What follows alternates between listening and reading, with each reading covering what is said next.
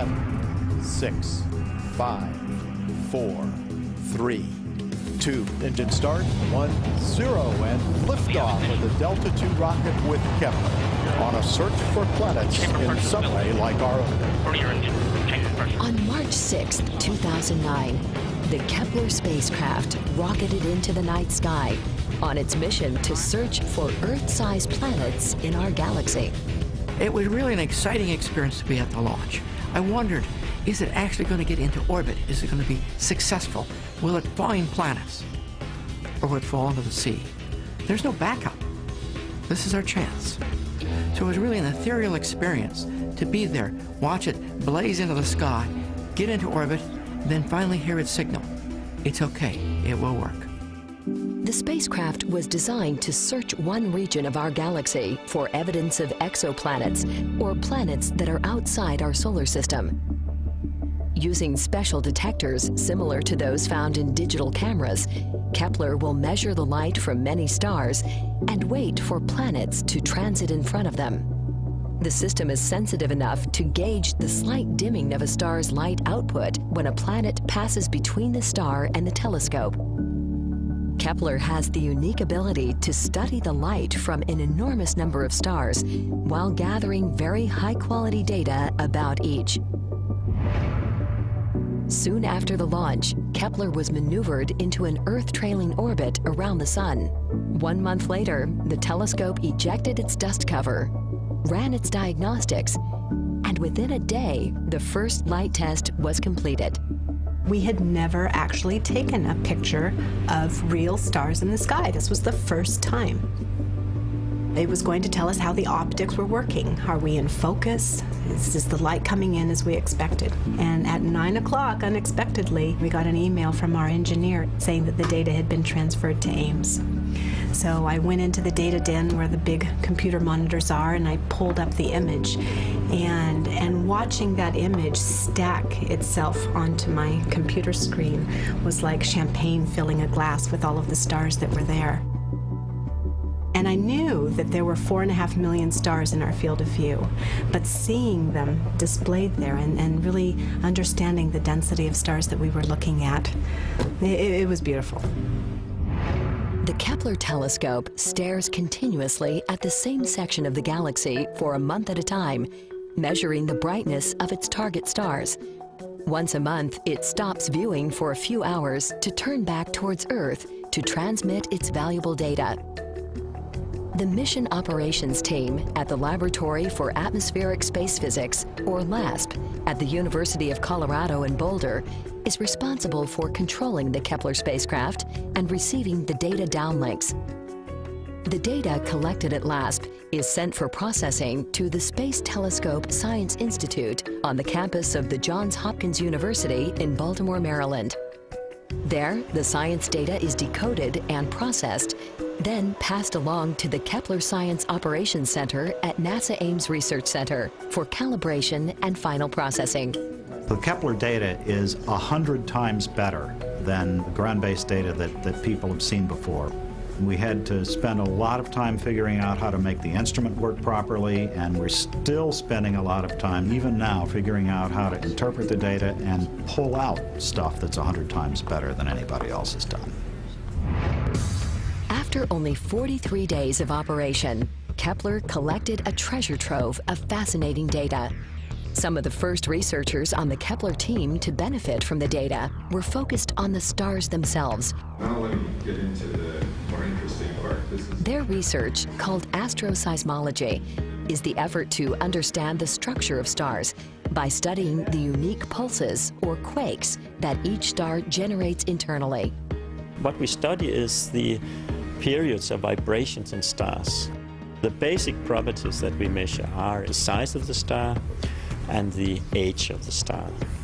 So if you don't know the size of the star, you actually also don't know the size of the planet. So what we are simply doing is that we use the vibrations to measure the size of stars, and therefore we also know the size of the planets. Kepler will from now on be the mission that you go to when you want the real data.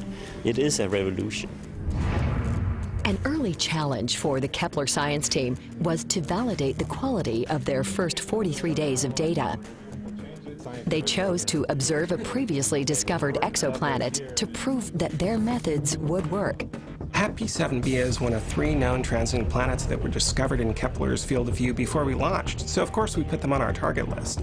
And the first day that we looked at data from Kepler during commissioning, we looked at this star's light curve. The big surprise was that we were able to see the planet going behind the star. So as the planet goes in its orbit towards the backside, it gets brighter because you're seeing more of its sun-warmed face. But then it winks out for about 2 hours as it goes flying behind the star. And the amazing thing is that this drop in brightness of this secondary occultation is only 100 parts per million. But 100 parts per million is a magic number because that's the size of the drop in brightness that you expect for an Earth-sized planet transiting or crossing the face of a sun-sized star. Several ground observatories around the globe are partnering with the Kepler mission to provide independent confirmations about planetary transits of stars. Kepler detects changes in brightness of many stars that appear to have the signature of a planetary transit. Often these are later found to be something else, such as a smaller star eclipsing a larger one. The ground observatories help to confirm actual planets from these false positive readings. The Keck telescope in Hawaii is crucial for Kepler. It does 2 things. It verifies the existence of the planets by looking for the wobble of the host star, yanked gravitationally by the planet, and it allows us to measure the mass of the planet, the bulk mass, by how much the star wobbles. Verifying planets, getting their masses, and hence their densities, is a key part of the Kepler project. This validation is critical to the process of identifying new planets, such as the Kepler team's first discovery of 5 exoplanets announced at the end of 2009.